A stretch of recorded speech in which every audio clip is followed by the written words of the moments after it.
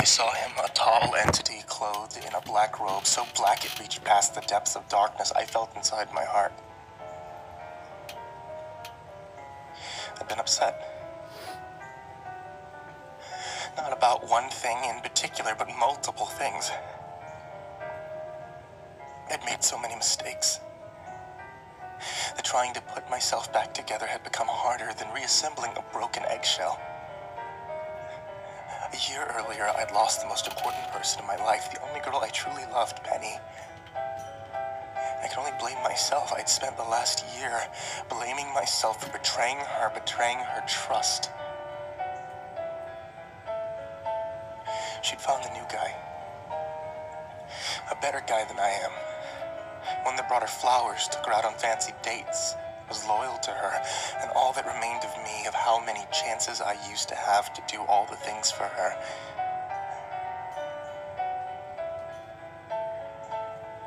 Six months earlier, the guilt and pain got to me, tore at my soul, and to numb the pain, I took sleeping pills with alcohol every night, dreading the moment I'd wake up to another sunny, lonely day. 4 months earlier, I lost my job and my scholarship because the depression and substance abuse kept me rooted to the spot. I didn't want to face a world where I'd have to watch everyone else swim, and I'm slowly sinking. 3 months earlier, I lost my friends and family as well. I'd become distant and emotionless. I turned down invites, didn't show up for holiday get-togethers, blew up on anyone who told me I needed help. I was in chaos, and I could only blame myself. 1 month earlier, I'd bought the small rectangular case of razors, adding self-abuse to the substance abuse. I'd feel the smallest release when I felt the sharp sting and saw the blood red flow down my wrist. And that night, I called my ex-girlfriend slightly tipsy, but the truth all the same. I told her I loved her. I begged her for another chance. I cried harder than I'd cried in months, just at the sound of hearing her voice. She told me one thing and one thing only. I don't love you anymore. And I never will.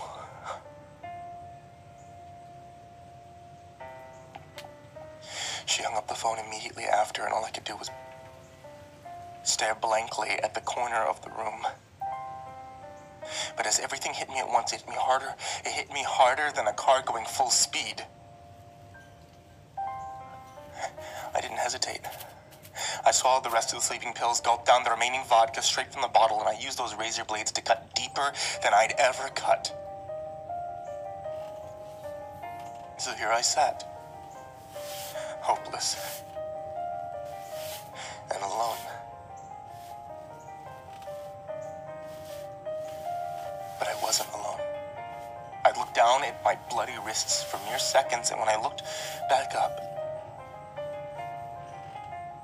he was there. A normal person would have been hysterical and afraid, but I wasn't normal anymore. I wasn't surprised he was there. No, I welcomed it. Calvin. He spoke in the most baritone voice I'd ever heard, lower than the voiceovers on every movie preview, and he said that one word with a disapproving sigh. The way he said it made me feel like a kid again, like I'd done something and lied about it. But I wasn't lying now. The proof was in the mess that was myself at that moment. I sobbed shakily. I'm sorry, I said. For whatever reason, I felt like I had to apologize, so I did. You've spent a long time being sorry, Calvin. But not once did you say sorry to yourself. A crease formed in between my eyebrows as I mulled over what he just said. It came to me slowly. He wanted me to see that my only enemy was myself. Do you give all the souls you come across helpful advice? I thought you were deaf, not a psychologist. I raised an eyebrow at him, still unnerved by the fact that I was looking into an endless black void where his face should be. He forced a deep, short laugh. No. Mostly just the ones like you that take it into their own hands to decide fate. It's not up to you, Calvin. So, you gave advice to your suicide victims. What does that mean? He sighed again, as if he'd explained this thousands of times before. I'm sure he had. It means you don't get to decide this. It means I'm going to give you another perspective. I stood up, curiosity hanging in every word. What perspective would that be? The only way I see things is that I'm a horrible, shitty excuse for a human being. So why be afraid of dying when I'm more afraid to live? I had to do this. I needed to do this. And I'm showing you, Calvin, what living can do for you. A hint of persuasion sounded in his voice. Okay, tell me, Dad. What do I have to live for? The question came out harshly, but he didn't flinch. Listen closely. What if I told you that you'd make it through this depression, not fully healed, but controlled by medication and therapy? What if I told you that because you'll overcome this depression, you'll get another job? The job will pay for the education that you dropped. When you're done with that education, you'll be admired by your friends, your family, and most importantly, your ex-girlfriend. You'll see the greatness in you that you know you have. They'll be proud of that change. You won't be able to look at that bottle of vodka without being sick. And what if I told you that your career will pay for your expensive ring that you'll use to propose to your one and only? And you'll be able to give her all the flowers and dates and loyalty you failed to give before. More importantly, what if I told you you'd be able to give her a dream wedding as well? Give her 2 beautiful children, a boy and a girl. What if I told you you'd be missing out on life by choosing to give up? Tears rimmed my eyes opaquely. I can't be happy again. I asked hopefully, afraid of what the answer might be, but his answer was the biggest relief I'd ever felt. Yes, you can be happy again. I wiped my wet cheeks and cracked a trembling smile. I'd say I want to live. Then I'm no longer needed. The finality in his voice diminished the tension I'd felt before. As I grinned wider, I let out a half-crying chuckle. Thank you. Thank you so much. Go to the hospital. Get your stomach pumped and seal up your wounds. Goodbye. And in a flash, the black void that was him vanished. For days afterward, I couldn't get rid of that smile. The nurses and doctors that helped me were puzzled by it. A man being treated for a suicide attempt is this happy? I knew to them that there was nothing right about it, but I hadn't felt right in my whole life. Because of my obvious mental issues, I stayed in the hospital ward for a month after I healed physically. And just like Death said, I had the memories of my depression, but it was nothing that the therapy and medication couldn't fix. After I was released, I found a job at a call center that paid, well, slightly more than minimum wage. It wasn't the best of jobs, but surely glad to have it. I saved money for a few months. I started going to school again in the fall. I was working on a business degree. My friends and family were there to watch me graduate. I didn't want to touch another drop of alcohol. I spent that night with the people closest to me, all seated at a large table at the best restaurant in town. I'm so glad that I chose to do so that night, because our waitress happened to be the girl that I missed so badly and still loved.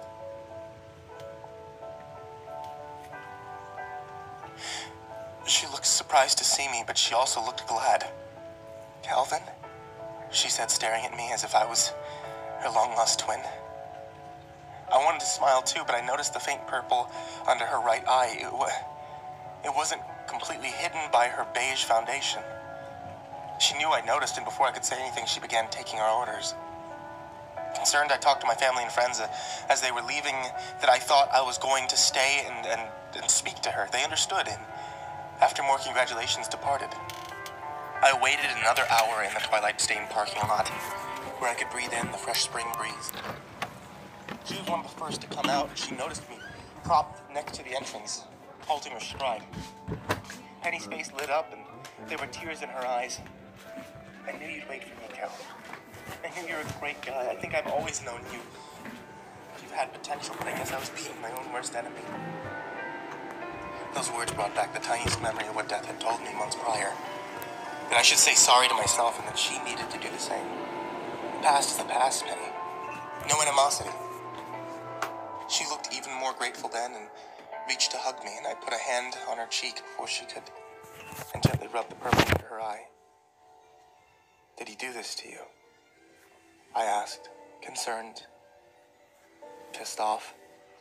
Penny didn't say a word, but her deep brown eyes said it all. He obviously was over the accommodating boyfriend role and had started asking too much of her.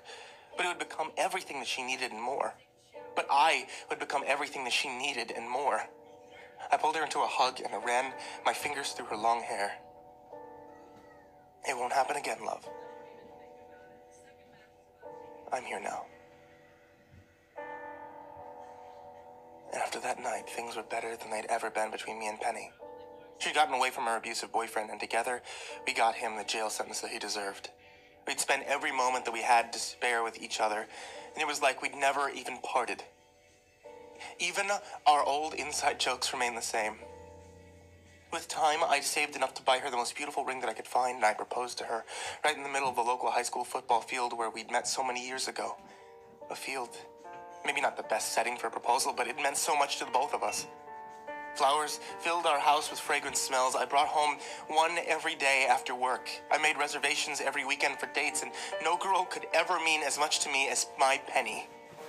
The wedding was the one that she'd always dreamed of when she was younger. A winter wedding in the snow. Everything adorned with blues and whites, and that long-sleeve dress that she'd hoped for ever since she saw it in that store window.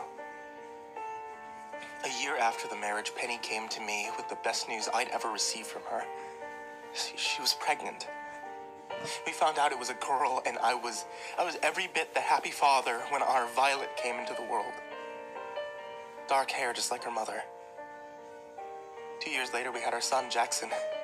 He looked like me, with green eyes and a mop of chestnut hair. Violet was over the moon about having a younger sibling. Life was amazing. It was everything Death had told me that it would be, and more. I chose life the last time that I saw him, and life chose me. You can imagine my shock the day I found him standing in front of my work desk. See, I'd been tapping away on my computer, focused on nothing but work. He broke that trance. I became a statue, still as Lot's wife after she had turned into salt. After seconds of this vacant stare-off, I broke the stillness. Why? He sighed, much like he had the night we'd met. That disapproving sigh, but now with a bit of apprehension. Something has happened, Calvin. Something bad. My heart beat swiftly against my ribs. I stopped breathing. What do you mean, bad? A million things raced through my head at once. My family, my friends, myself. Did something bad happen to them? Is something going to happen to me? You remember Hale, don't you, Calvin? Hale. That piece of crap that I put in jail. I hated hearing his name. Yeah, I remember that bastard. What about him? Did he finally get what's coming to... He got out of jail, Calvin. The caution and pity in that one sentence couldn't have been good. I stood up from my office chair, flustered. There's no way. He couldn't have gotten out yet. He received 15 years. It's only been 9. Good behavior, Calvin. I was enraged. How could this monster be capable of good behavior? And then I remember he'd fooled Penny for a year. He'd been a wolf in sheep's clothing. He was definitely capable of fooling others. I think you need to come with me, Calvin. I didn't waste any time. I followed him, not bothering to tell people I was leaving work. My first priority was to make sure the people I loved were okay. But the pieces that were being put together in my mind was anything but okay. I drove 90 all the way home. Beads of sweat had formed across my forehead, and my breathing was loudly audible. Death followed me into the house as I rushed inside, but he said nothing. The living room was a mess of broken vases, the ones which held all the flowers I'd given to Penny, and a million little petals and leaves littering the floor. I was so immensely angry and scared at the same time, scared mostly because the scene in front of me hinted that nothing good could come from it. I screamed terror in my voice. Penny! Violet! Jack! Where? The master bedroom, Calvin. He pointed to the door at the end of the hall. A door that was now chopped and broken, standing slightly ajar. I sprinted down the hallway and pushed the door open, not worrying about the sharp splinters that dug into my left hand. The light was off. I wish I hadn't turned it on, because when I did,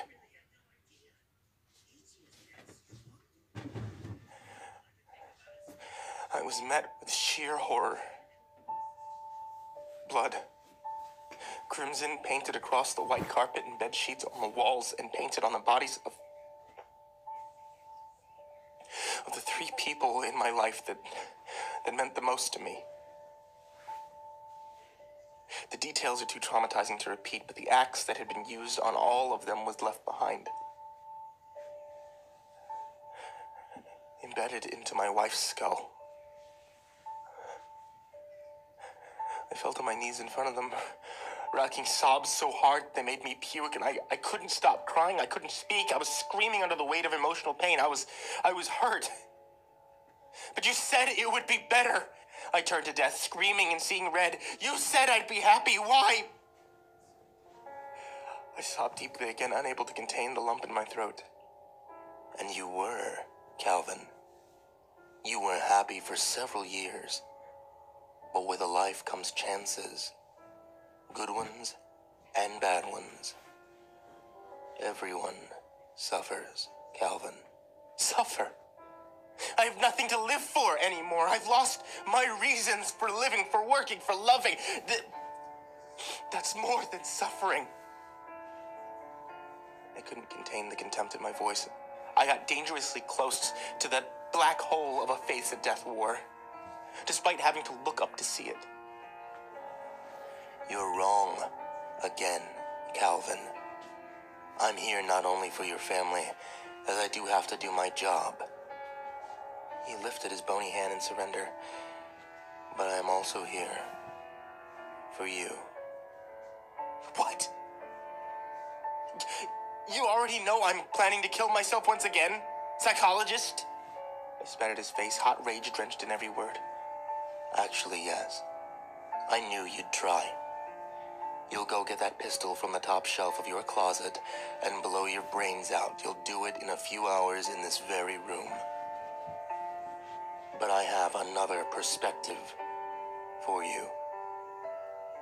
My mouth hung ajar. He knew my plans, knew where the pistol was that I kept for my protection, but I couldn't be surprised. After a moment, I crossed my arms and I glared. Oh, another perspective for me, huh? What? What could possibly make me choose life this time? A life that isn't worth living? For the first and last time, Death laid a hand on my shoulder, and although I couldn't see his face, I knew he was looking me right in the eyes. You must live, Calvin. Because Hale must die. And you're the one who will make it happen.